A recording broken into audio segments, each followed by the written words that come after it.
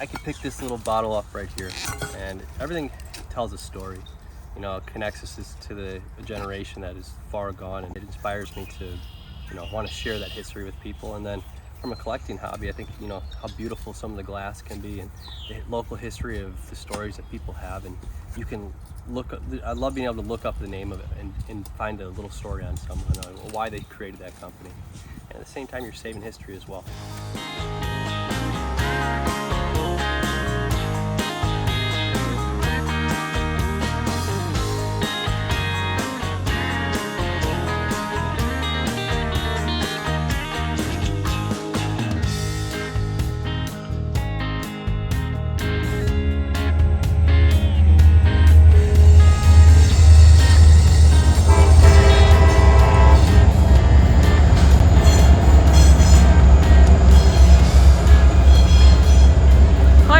Today I'm with friends Nathan, Erica and Bryce, and we've been invited to go history hunting with Mario from the Chicago Bottle Diggers. Mario, thank you so much for inviting us along. So where are we today and what are we going to be doing? So we're on the south side of Chicago currently, and we're an old dump from about 1899 to about 1920. And what we're going to do is dig a big hole in the ground and try and excavate some history and show you all what we can find. As you can see right here, it's a bunch of stuff on the surface. So when you're dump digging, you can always kind of signify where another spot's been dug by. If you bring a soil probe, there should be layers in it. But if you visually want to look, you can see all these different potholes where people have dug, and you can see where their tailings are. You want to try and find a spot that's level. And then once you dig down and you start finding layers and you start finding bottles, especially at least in this dump, you know you're in a spot that's never been dug. When you find it where it's just scattered shards and it's just solid layers of dirt that are loose, it's probably been dug and you're wasting your time. So, you know, which is absolutely insane. Every generation has a way it's poisoning. Oh, of course. Oh, what's this? Foley & Co. Chicago, USA.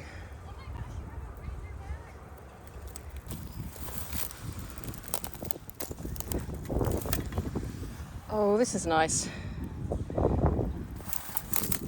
C.E. Johnson & Co. Chicago. Brilliant. It's so good to have something with the name Chicago on. Oh, and I've got lots of ants on me now as well. I've just dug this up as well, which is really nice. A ball perfect mason. So these blue ball glass jars were made from sand, Indiana sand in the sand dunes. Because I think Nathan was saying earlier this week that a lot of the sand flows south down there, and so they have enormous sand dunes, and that's where they got a lot of the material to make those distinctive blue.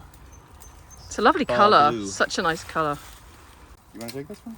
No, you do. Please take We're it. actually like 20 minutes away from the ball mason factory. Oh, is that right? Really? In Dalton, Illinois, down to the west of us currently, and you can find all types. There's a dump for the ball mason place area, but you can't get into it. But it's just loads and shards of blue glass. Really? Yeah. Wow.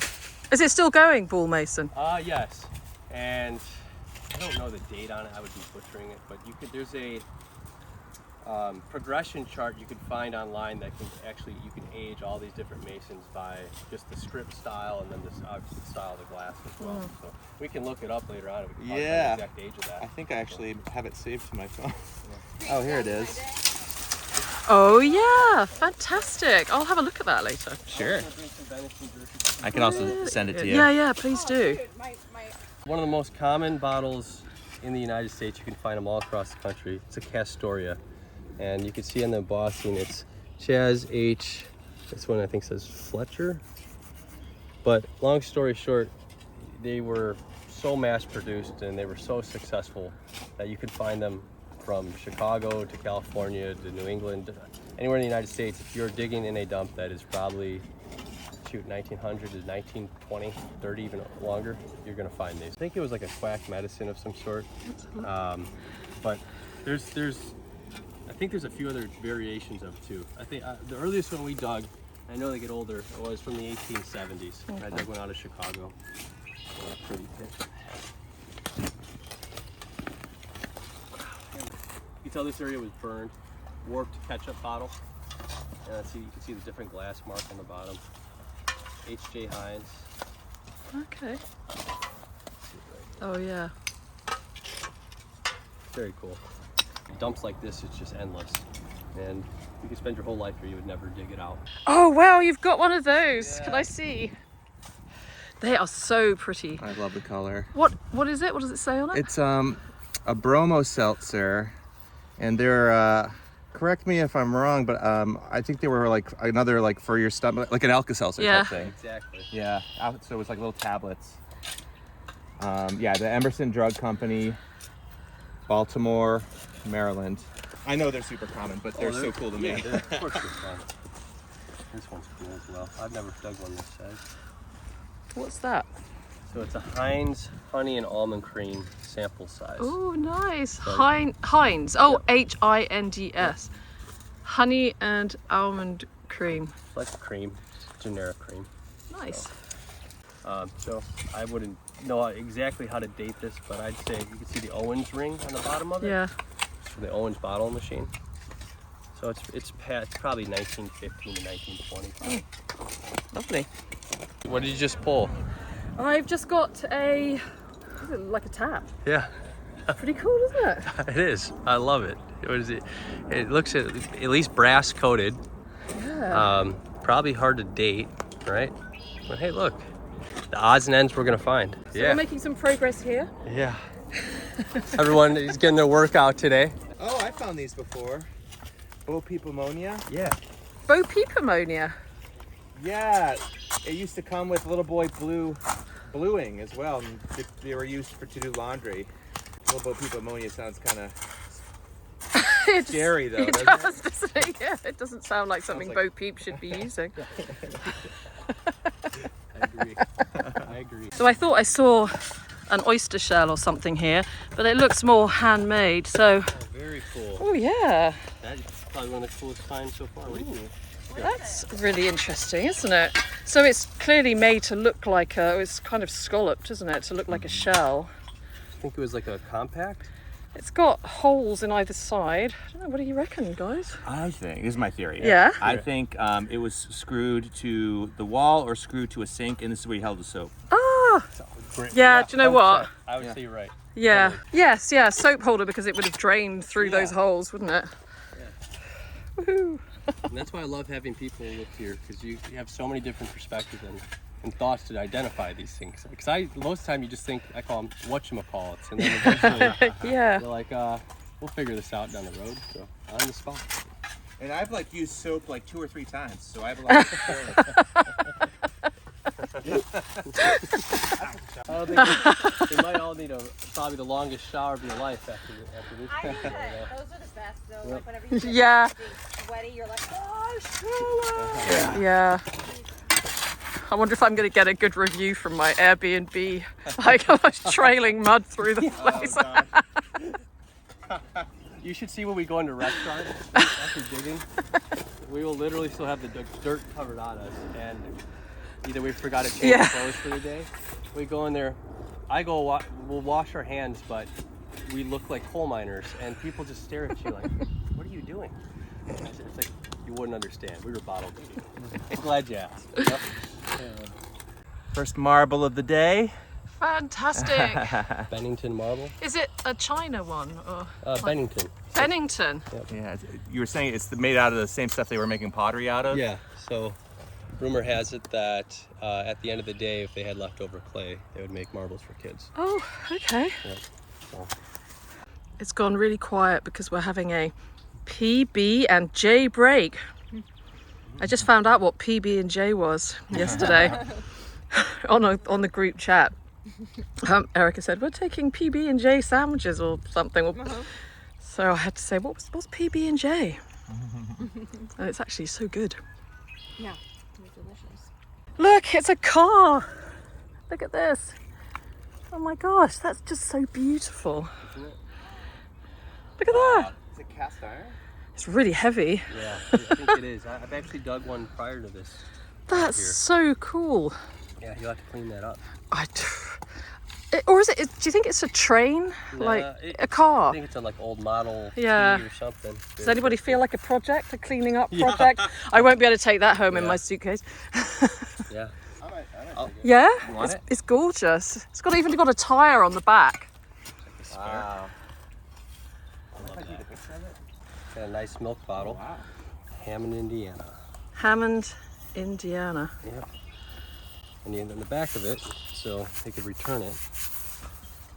This bottle is not to be brought on or sold.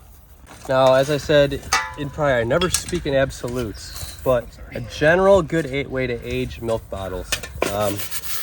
Right here, if they have a circle slug plate, this portion right here is called a slug plate. Yeah. Typically they're older than some that would say maybe like a wider font.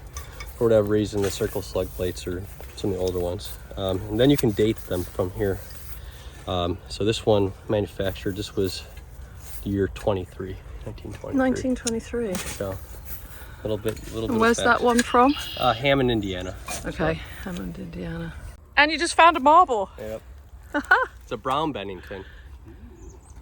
So It's kind of got little spots on her. Is that? I don't. Yeah, I don't know what that's from. I think it's just from part of the glazing of it all. I'm sure there's some people that know a little bit more about them. So I found a milk bottle now, and it is PVD. Prairie View Dairy, East Chicago. What is it? Prairie View Oh, Prairie View Dairy, abbreviation. East Chicago.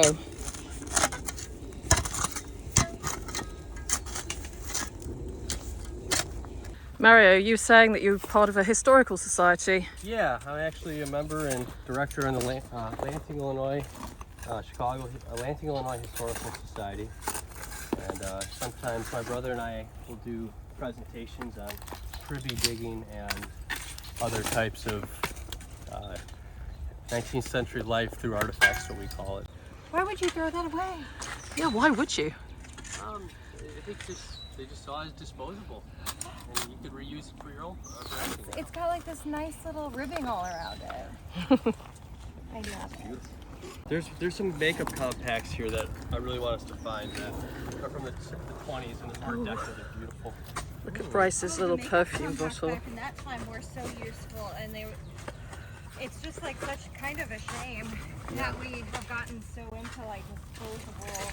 I agree. They make them quite like the compacts of the 20s were like meant to be reused. That's so pretty, isn't it? It's wonderful. It's amazing, Is actually. it glass? It might be. Should we do the teeth test? Oh yeah. Ready? Definitely glass. Yeah, definitely glass. Definitely glass. I got that 1920s dirt in my mouth now. So I just pulled this bottle out, and I'm going to ask Mario about it. I'm sure you probably, Yeah. somebody probably just pulled one out, but It's Swiderski Bottling Works. Julian Swiderski. And then you can see Sobieski Bottling. They were a partnership on the south side of Chicago, and the area we're in right now, I think they distributed quite heavily right. because there's a train here, and they would put the product and ship it via train. Oh wow, what have you got there? This might be the base of the jug, and this might be some sort of like. It looks like a bread box. Is it like enamel? It's some porcelain, yeah. Could be like the top of a toilet, or it could be like That's a good point. a container for something in a kitchen. Yay. Oh, okay. Oh, it's that's so completely wrong. cool. It's a Oh, that's what really that nice. that would be like a coffee pot or something. You hold it like this and it looks like it has a little nozzle. Yeah. Is there a nozzle on it? Yeah. What the heck would that be? Does it remind you of reminds me like of something you would use to bail out a rowboat or something? Yes. Definitely Yeah, something. because it's flat bottom. That makes sense.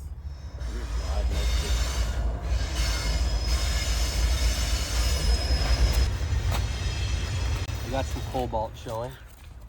You kind of see it in this light, but it'll look a little bit better. Oh yeah. There we go. I think this is like a Vicks jar. I'm not very good with some of the modern stuff, but I love finding blue glass. Cobalt That blue. is so pretty, isn't it? Amazing. Hold it up to the sun. Where's it gone?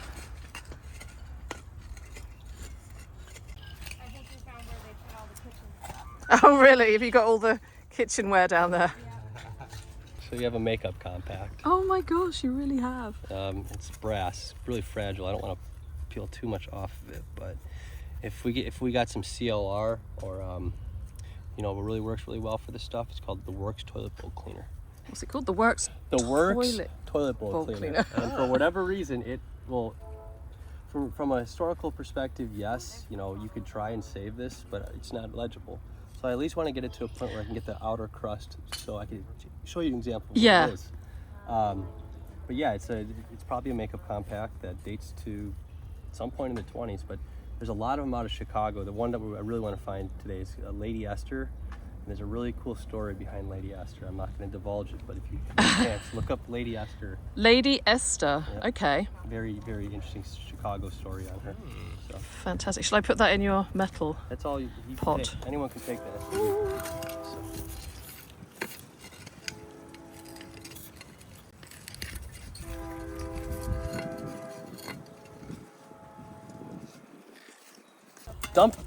Dump digging in itself is it's a very hard thing to try and put a finger to. You know, you try and figure out why is this here.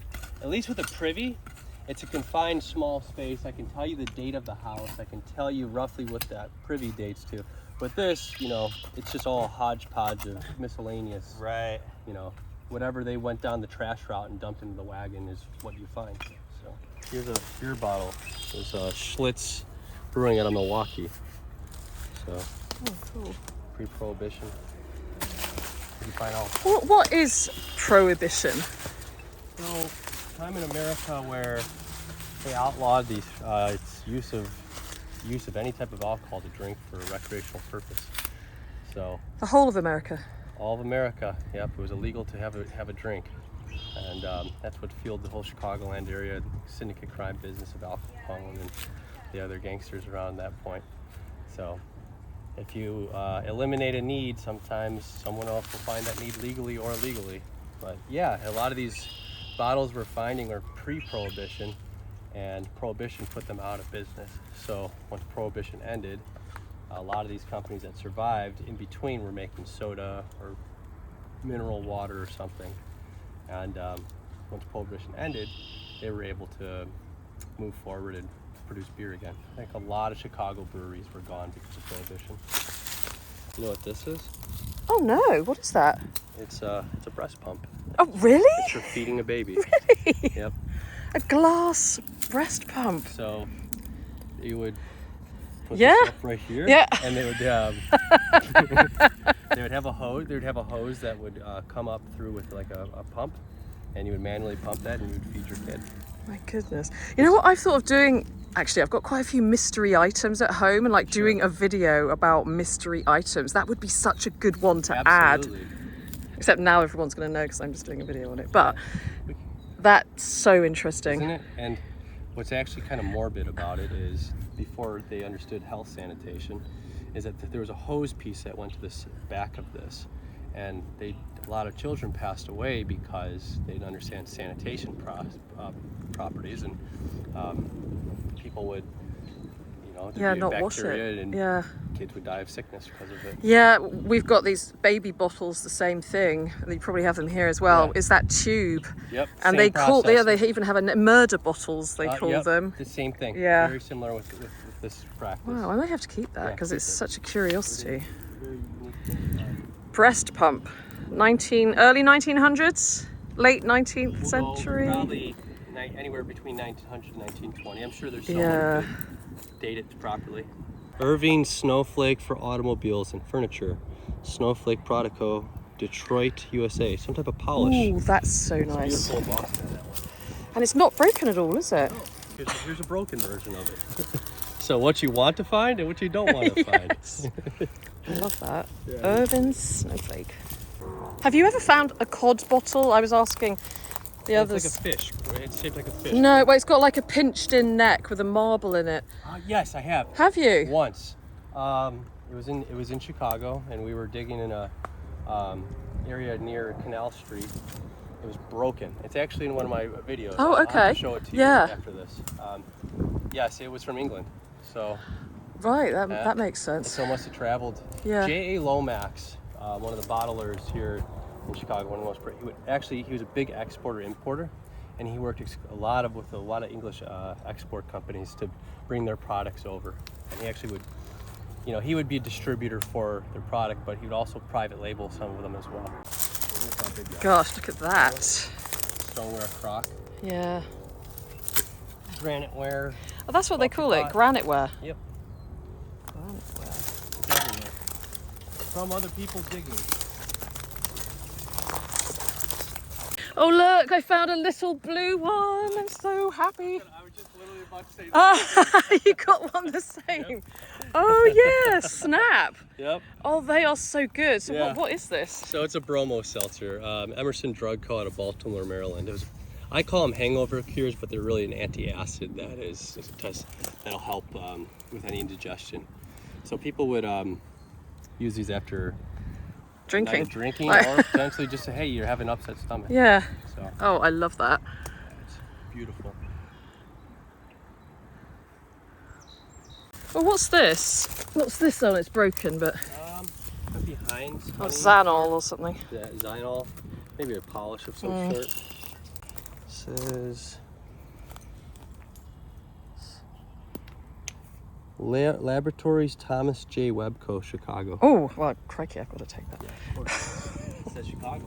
Yes. Vicks Blue Vassal, Vicks jar.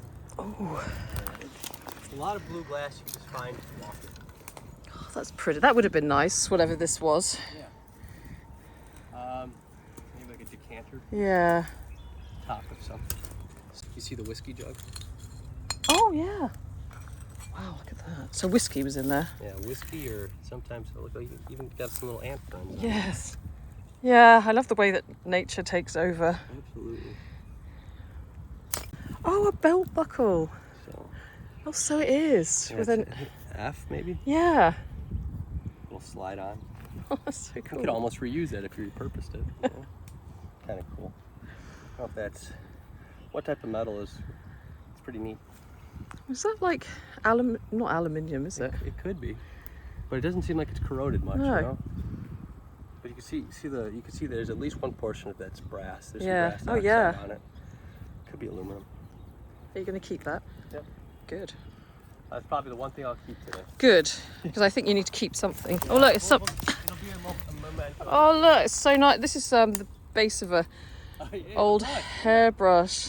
Yeah, you can literally find anything.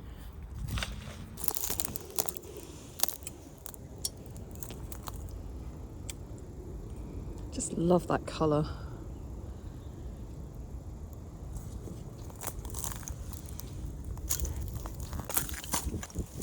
Oh, this is nice. Oh, funny, I found one of these the other day. Zolo brand shoe dressing. Did you just get an embossed one, Nathan? Can I have a look? It is C.E. Johnson & Co., Chicago. Nice. All in one piece. Yeah. No chips. So I just picked up a Heinz honey and almond cream as well, and it's got a metal cap on it, look. Oh wow, it still does. Yeah. Very cool. 20s or 30s, most likely. I found another tiny bottle. That's so cute. Ah. Is this also perfume? Sometimes these are poisons. Bryce, I found a poison one. It might be, it might not. Usually they're amber and they're shaped like this. It might be a poison. I have to. It's called sharps and domes. Sharp and dome. And they're usually amber, but that could be a clear variation. What do they use? Like, what were they for? Like poison bottles, would they have been for like rats and stuff? Or? Sometimes they're, they weren't necessarily like poison to poison someone, but Yeah. they were something you wouldn't want to take. So they put poison, they put the ridges Oh, on I the side see. of them. So, think about it like it's 1885 and you are going into your cabinet and you have a lantern in your hand. It's the middle of the night. You really Yeah. can't probably see too well. So they would put those ridges on the side of these bottles, and if you felt those ridges, hey, it might have been like triloids or a cleaning chemical that was inside of a cabinet that you may have stored something else with. And if you felt ridges on it, you knew, okay, wow, that's poison. Don't take it. So, Gotcha. You know, it's so funny. Like I've always wanted to find poison bottles, but I was like, what were they poisoning all the time? And it didn't even occur to me that that wasn't the purpose of what was in the bottle. It just, the thing happened to be poison, so it could be like a cleaner or something. Yeah, like a cleaning, or then consequently there also could be, like you said, like an insecticide or a rat, like, so. Yeah, Mario was just saying a minute ago, make sure you've got no ticks on you, and then I saw a little thing on him, and that is a tick. Ooh, yes. Oh, no, go away, tick, don't come my direction. Yep. Yeah. Where do you keep getting them on you They from? fall from the trees a lot of times. They jump on you deliberately, don't they? And tall grass, so probably from walking back there. Mario, when did you start bottle digging?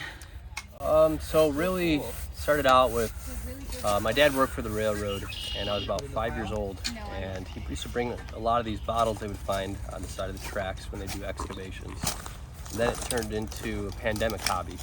I was laid off for a few months during the pandemic and found an area just like this and started doing research, and things led to things, and now it's become almost a lifestyle of collecting old antique bottles and relics. So. What's your favourite find, Mario? Ever? Ever. Yeah. Such a hard I'll go question. top three. First one was a J.A. Lomax Ponald soda from around 1855 out of Chicago. And we dug that off a construction site. Knew the contractor and were able to get out there. Second one would probably be a Drake's Bitters bottle that we pulled out of Chicago, out of a privy. And the last one would be a scroll flask that's iron paneled from probably 1855, 1853. Amazing. Yeah. And is there something you would love to find? Something that you would really Yeah, love so to find? in this area, it's called FM Sander Bottling Works. It was out of Hammond, Indiana. It's a Hutchinson soda. And then the second one, the holy grail I'm looking for, is a Taylor Brothers Chicago iron paneled porter. And they were in business for a short amount of time. So. Okay, well, I'm sure it's out there somewhere for you. Well, hey, we've got a long life hopefully ahead of us, and we just got to keep digging when we can. So Keep looking. one day. So we're filling the whole pit back in because a lot of the bottles we have here are just the ones that are either slicks or ketchup, stuff that we don't want to collect. But always want to, yeah, it's a dump, but you still want to be cordial of making sure you put everything back. You know, the best way is make it better than you found it. So how did everyone do today? Really well. This is probably my most successful bottle finding adventure ever. Thanks to the Chicago bottle digger. Yeah, thank you, Mario. Yeah, I appreciate everything. Have you had a good time, Erica? Yes, I have. I just found a Lysol bottle. Oh, great. Had fun, Nathan? You got what? I got some knobs. You got some knobs? Yeah, good. Some bottles. An insulated ceramic insulated. Excellent. Great. Yeah, I'm so happy. I've got lots of bottles with Chicago on, and I got a glass breast pump. That's a cool one. That's cool. I'm surprised. I just happened to have seen Yeah, and a marble. Yeah, it's been an absolutely fantastic day. We're just filling in the hole, and in the spoil is this lovely warped bottle. It's obviously been burnt, but it's Hamlin's Wizard Oil, Chicago, USA. Wizard Oil. A magical oil.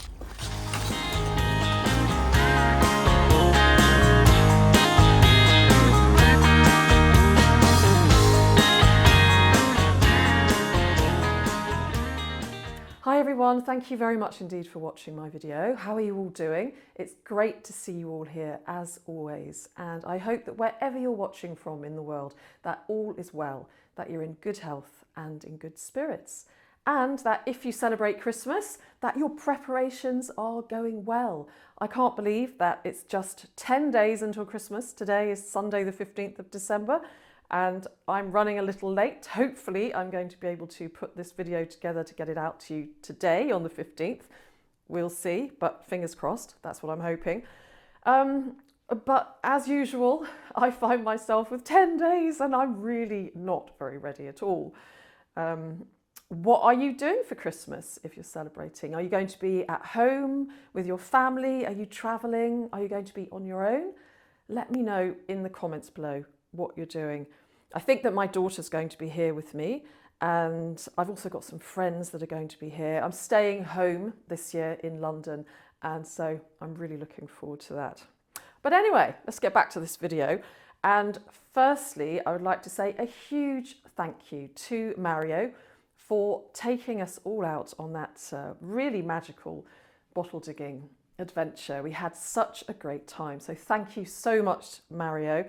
And Mario and his twin brother, Michael, have a YouTube channel called the Chicago Bottle Diggers. And as you can see from that video, which you've just watched, Mario and Michael are absolutely passionate about history. And so please do go on and check out their channel and watch some of their content, because you will definitely enjoy it if you are also passionate about history.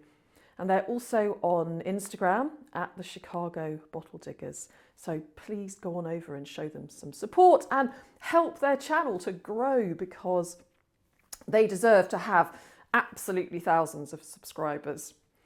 I'd also like to say a big thank you to Nathan, Bryce and Erica, my bottle digging companions that day. Nathan, thank you so much for putting that whole trip together, and to Bryce and Erica for just being so welcoming and providing sandwiches and jokes and laughs. And I've still got more content from Chicago to share with you. We did some geocaching with Bryce, who also has a YouTube channel. And, you know, one of them I really can't wait to share with you. It's a particular geocache story about a circus troupe. So yeah, I've got so much to share with you. I can't wait. So look out for all these exciting videos in 2025, because really there's just so much to share. I don't know where to start. But anyway, the bottle dump. What a brilliant place. It clearly dates to the late 19th, early 20th century, and I've been having a great time researching some of these medicines, if you can even call them that, more like quack cures from back in the day, where you didn't need any scientific proof to promise that your product was going to just cure absolutely everything, from receding gums to broken legs to sore backs and toothache, absolutely everything. Just don't know how they got away with it really for so long. And the one that I actually want to focus on is the bottle you saw me pick up at the end, this clearly burnt and flattened bottle, which bears the name Hamlin's Wizard Oil, Chicago, USA. Wizard oil. I mean, come on, wizard oil. Why is it called wizard oil? Well, I was looking up Hamlin's Wizard Oil, and let me just read you a little bit about it. Hamlin's Wizard Oil was a cure for absolutely everything. It was concocted in 1861 in Chicago by a former magician. That's where the wizard comes in. A magician called John Hamlin. And their slogan was, "There is no sore it will not heal, no pain it will not subdue." And they also said it's good for cattle and horses too. And in fact, on one of their posters, there's even an elephant having some of the Hamlin's Wizard Oil. So what they did, part of their business model, was they had a travelling medicine show where they dressed in silk top hats, frock coats, pinstripe trousers and patent leather shoes. And they went around with a big horse-drawn carriage and entertained people through songs and little plays, and of course talking and extolling the virtues of Hamlin's Wizard Oil. So I found a few adverts for this travelling medicine show, And so I'm going to read you something from one of them. Representatives of Hamlin's Wizard Oil are in town giving a series of open-air concerts. These gentlemen constitute a concert company that is worth going miles to hear, as their rendition of the popular songs of the day cannot be excelled. Do not fail to attend the concerts, as you can learn more by hearing them 5 minutes than we can tell you in a column of type. And so after the concerts, of course, much wizard oil would then be sold. And an interesting little fact is that the profits from Hamlin's Wizard Oil were actually used by John Austin Hamlin, who used to be a magician himself, to found and manage Chicago's Grand Opera House. So many interesting things you can find out simply from a name on a bottle. And of course, this bottle, we'll never know who owned it, but I'd love to know if the person who bought it maybe watched one of the travelling medicine shows and was so taken in with these promises for how many ailments it could cure that they just couldn't stop themselves from buying this bottle. So as you saw, we found lots of beautiful things. I'm not sure if Nathan actually has done the lovely great big car that you saw me find. I must ask him that actually. I forgot to do it in time for this video. Yeah, it was fantastic. And I really hope that when I go back again, that we can go and do some more bottle digging. So what else did I want to tell you? On the subject of Christmas, I met up with Cy Fines a few days ago and we did a little Christmas special. In fact, you may well have seen his video of our outing. It was an absolutely freezing cold, wet day. There was Storm Dara going on. So yeah, it was absolutely freezing. But we had a really good time. We always do when we do our little Christmas shows. But we actually decided to do a calendar for 2025, Simon and I. So it's a Mudlarking 2025 calendar by Cy Fines and Nicola White. And it's got a variety of photographs in it that we've taken over the years. And they cost just £20, and that includes shipping. And to find out how to get one and how to pay, you just need to email Simon Bourne, and I will put his email address up here on the screen. And the proceeds of this calendar, 25% from each sale will be going to, or will be split between the following charities. Simon and I both chose a charity dear to our hearts. And so my charity on this occasion is going to be Tonic Music, and Simon's is St. Francis Hospice.